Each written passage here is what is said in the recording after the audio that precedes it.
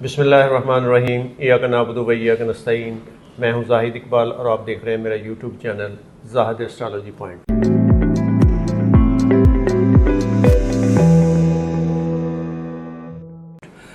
नाज़रीन, आज हम जिस टॉपिक पे गुफ्तगू करने जा रहे हैं वो है इन चंद हफ्तों में जो पाकिस्तान में, स्पेशली पाकिस्तान में और अमूमी तौर पर जो इंटरनेशनली जो डेवलपमेंट, सियासी डेवलपमेंट्स हुई हैं उनके बारे में खान साहब का तज़किया लेंगे, उनसे राय लेंगे और उनसे पूछेंगे कि सितारे क्या कहते हैं कि ये डेवलपमेंट जो हो रही हैं ये क्या पाकिस्तान के लिए फ़ायदेमंद है या नुकसानदेह। तो आइए हम अपने मेहमान से गुफ्तगू करते हैं, जनाब M.A. शहजाद ख़ान जो आज के हमारे मेहमान हैं, मारूफ एस्ट्रोलॉजर, पामिस्ट एंड एडवोकेट। अस्सलाम वालेकुम। वालेकुम अस्सलाम। बिस्मिल्लाहिर्रहमानिर्रहीम। इन्नल्लाह यामुरु बिल अदली वल एहसान। बेशक अल्लाह हुक्म देता है इंसाफ करने का और एहसान करने का। हाँ साहब, पाकिस्तान में स्पेशली KPK की गवर्नमेंट सुहेल अफरीदी का हलफ उठा लेना, क्या ये इस मौजूदा इस्टेब्लिशमेंट के साथ अपना वाकई टेनोर पूरा कर सकेगा या उनके साथ स्मूथली चल सकेगा? बिस्मिल्लाह। देखिए, सुहेल अफरीदी जो है, नेम के एतबार से सुहेल जो है एक्यूरियस के हैं और सैटर्न उनका प्लैनेट है जो रेट्रोग्रेड है। अफरीदी जो है एरीज से हैं और प्लैनेट मार्स है, यानी कि ज़ोहल और मंगल, ये दोनों उनको ज़ोहल और मरीख मिले हैं। कभी ये बड़ी बड़ी बातें करेंगे, कभी ये ठंडे हो जाएंगे, इसी तरह चलेंगे।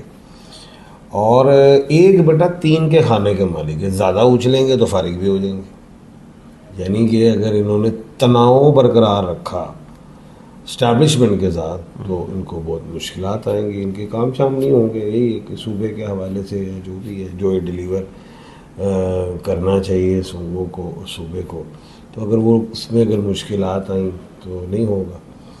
अभी कहने का मतलब ये है कि उनका जो हल्फ हुआ है वो हुआ है 15 अक्टूबर को, जो मैं चाह रहा था कि 14 अक्टूबर के बाद होना चाहिए, इससे पहले हो गया हुकूमत में। और क्या कहते हैं, सुहेल अफरीदी जो KPK के वज़ीर आला बन गए, इनमें फिर तनाव रहेगा।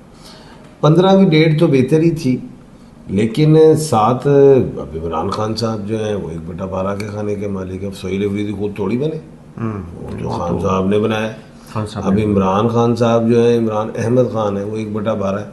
वो जिस चीज़ पे खड़े हैं वो खड़े, वो तो नहीं हिलते। उनको कुछ तहफ़्फ़ुज़ात होंगे अली मीन गंडापुर साहब से, तो उनको फ़ारग कर दिया। 1/12 के खाने के मालिक थे। गो के हम बाहर बैठे हुए, खान साहब अंदर है, तो खान साहब ने पता नहीं क्या समझा या क्या उनको गाइड किया, तो उन्होंने एक जो ब्रिज था कायम इस्टेब्लिशमेंट और अली मीन में, तो वो टूट गया।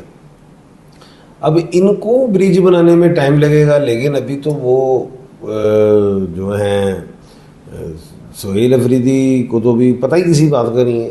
पहली दफ़ा उनको इतनी बड़ी सीट मिली है।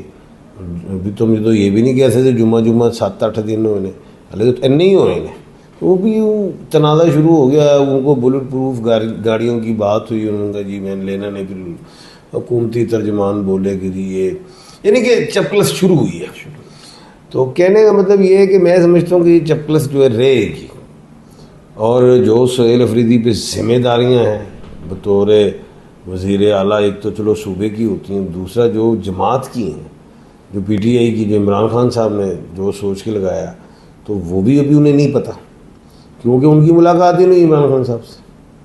और ऊपर से जो है गवर्नर जो है KPK, उन्होंने कहा मुख्तसर कबीना बनाओ, और साथ ये भी कह दिया जब खान साहब से मुलाकात होगी फिर आप बढ़ा लें और जो हटाना चाहे हटा लें। यानी कि ये अब उनको प्रॉब्लम्स आना शुरू हो गई, जो मैं समझता हूँ कि अभी आइंदा प्रॉब्लम्स होंगी। जी, यानी आप कहते हैं कि ये प्रॉब्लम्स के साथ ही अपना टेनोर पूरा करेगा। टेनोर भी पता नहीं पूरा होता है कि नहीं होता, ये भी अच्छा, एक आपने पेशगोई की थी काफ़ी देर पहले कि 14 अक्टूबर के बाद खान साहब के लिए कुछ आसानियाँ पैदा होंगी, तो 14 अक्टूबर गुजर गया, अब आप क्या कहते हैं?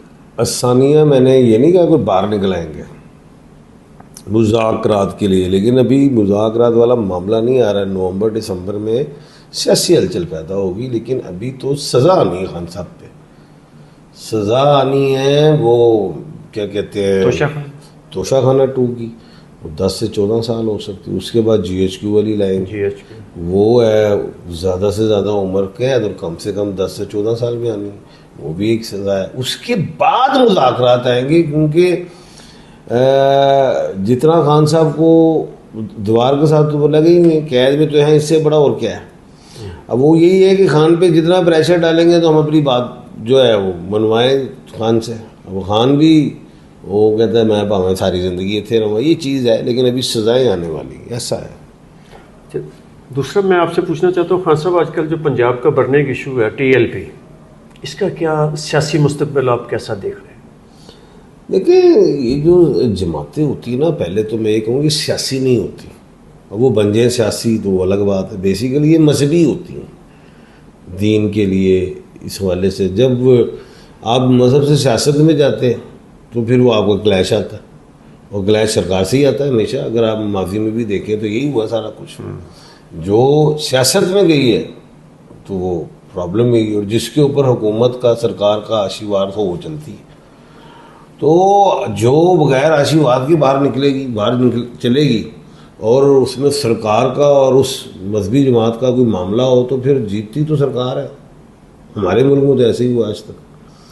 तो मैं नहीं समझता कि इनका गो गई सियासी भी है सच, क्योंकि इलेक्शंस भी लड़े, इलेक्शन लड़े हैं, हाँ, मजहबी सियासी बिल्कुल।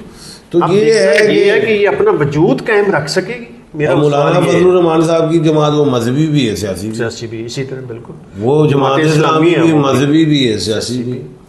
तो अब ये चीज़ें हैं, जब आ जाए चीज़ें सियासत में और फिर कोई रियासत के साथ क्लैश हो तो फिर प्रॉब्लम तो जमात को ही आती है। तो ये अब समझ लो कि मुश्किल में आ गई, यानी अपना वजूद कायम नहीं रख सकेगी। देखिए, पाबंदी लग भी जाए तो इसमें कौन सी बात है, जब हालात बेहतर हो, सरकार चाहे तो फिर खोल दी, फिलहाल अभी मुश्किल में आ गई। ठीक हो। हाँ सर, अगला सवाल मेरा है कि ट्रंप को अमेरिकी अवाम ने बड़ी भारी अक्सरियत से कामयाब किया, और अब वही अवाम उसके ख़िलाफ़ एहतजाज कर रही है।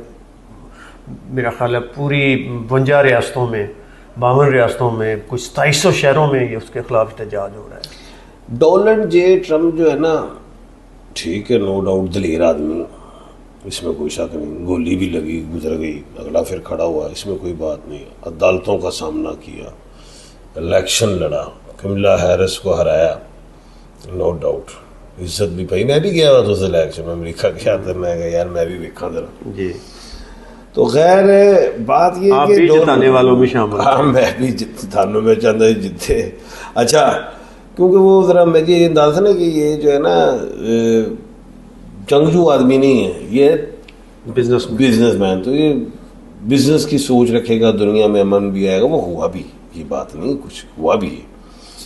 अच्छा, खैर कहने का मतलब ये कि डोनाल्ड जे ट्रंप ना कहते आज सुबह कुछ तो शाम को वो कुछ चेंज भी कर सकते हैं, उनका कुछ पता नहीं चलता। एकदम ही गुस्से से आ जाए, एकदम ही गले ला लें, ठीक है। तो ये चीज़ है, वो कुछ ऐसे अल्फाज उन्होंने मेरे ख्याल बोले हैं जिससे, या कुछ लिख दिया है या ट्वीट कर दिया है जिससे उनकी जनता नाराज़ हुई है। और बीच तो मेरा ख्याल उनके जो डिक्टेटराना फैसले हैं ना, कि मैं फलां मुल्क पे कब्जा कर लूँगा, आइसलैंड को मैं बगराम एयर, वो डराते हैं पहले शुरू में। अगर 100 ऑर्डर निकाले तो उन्होंने रिवर्स भी तो कितने किए। वो पहले डराते हैं, अगला डरता है, ठीक है, तो फिर सोचते हैं रास्ता निकालूँ कोई, ताकि मेरी भी इज्जत रह जाए, तो अगला भी कोई मान ले साड़ी। वो इस तरह ना चौधरी साहब है ना। तो अब कहने का मतलब ये है कि जो भी इनसे कुछ हो गया है, जो ट्रंप साहब ने कह दिया है, तो उस चौधरी साहब ने कहा है, और जिसे अवाम जनता जो है वो मेरा ख्याल से सरापा एहतजाज हुई है, और इसका कोई हल निकालेंगे। मुझे लगता है कि वो फिर कोई बयान देंगे या कोई ट्वीट करेंगे। क्या टर्नओवर ये अपना ट्रंप अपना टर्नओवर पूरा करेगा? देखें, अमेरिका में तो मैंने तो यही देखा आज तक कि जो भी प्रेसिडेंट आता है वो टर्नओवर पूरा करता है। वो हमारा मुल्क पाकिस्तान नहीं है, वो अमेरिका है। वो 4 साल का उनका होता है सदर जी, और वो 30ही दफ़ा महल नहीं बनाते, 2 दफ़ा ही बनता है उनका, 2 दफ़ा। तो वो तो टर्नओवर पूरी करते हैं। हमने तो आज तक यही देखा। वो अलग चीज़ है कि कुछ बीमारी वगैरह कुछ ऐसा वो अलग चीज़ है, लेकिन टनोर तो वो पूरा ही करते हैं। इट मीन्स कि इसका ये आखिरी टनोर है। हाँ, तो 2 ही होते हैं ना, तीसरा मैंने होता दो। नहीं है। तो क्या ये इसराइल 2 रियासती हल उसका कोई निकाल सकेगा ट्रंप? देखिए जी, इसराइल तो बेस ही अमेरिका पे करता है कि 2 रियासती हल ही निकलना है। बहुत शुक्रिया खान साहब। इसके साथ ही हम अपने नाज़रीन से अगले प्रोग्राम तक इजाज़त चाहते हैं। अल्लाह हाफ़िज़। अल्लाह हाफ़िज़।